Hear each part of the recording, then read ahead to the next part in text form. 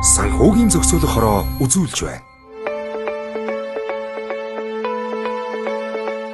Санхүүгийн зохицуулах хорооны 20 жилийн авь тохиолдуулан иргэд олон нийтийн санхүүгийн боловсролыг дээшлүүлэх, санхүүгийн салбарын үйл ажиллагааг олон нийтэд таниулах зорилготойгоор мэдлэгээ дээшлүүлэх, санхүүгийн удирдлагын уриатаагаар санхүүгийн салбарын өдөрлөгийг 2026 оны 6 дугаар сарын 4-ний өдөр Скватрын талбайд зохион байгуулах гэж байна. Та өнөөдөр 1072 хувьцааны талаарх дэлгэрэнгүй мэдээлэл авч, хувьцааны дансаа шалгуулах, үнэт цаасны салбарын мэдээлэл зөвлөгөө авах, зээлийн мэдээллийн сантай танилцаж, өөрийн зээлийн оноогоо шалгуулах, даатгал, банк ус санхүүгийн байгууллага, хадгаламж зээлийн хоршоо, үл хөдлөх хөрөнгө, үнэт металл, үнэт чулууны салбарын мэдээлэл авах, арилжааны банкуудын үйлчилгээтэй танилцаж, үйлчилгээ авах зэрэг санхүүгийн салбарын мэргэжилтнүүдээс үн төлбөргүй зөвлөгөө авах боломжтой. Мөн цагдаагийн ерөнхий газар, Эрдэнэс 5 толгой компани, зээлийн батлан даалтын сан, хөдөлмөр халамжийн үйлчилгээний ерөнхий газар болон бусад байгууллагууд иргэдэд газар дээр нь зөвлөгөө мэдээлэл хүргэнэ. Иймээс иргэд олон нийт та бүгдийг энэхүү өдөрлөгт идэвхтэй оролцохыг урьж байна. Мэдлэгээ дээшлүүлээ, санхүүгээ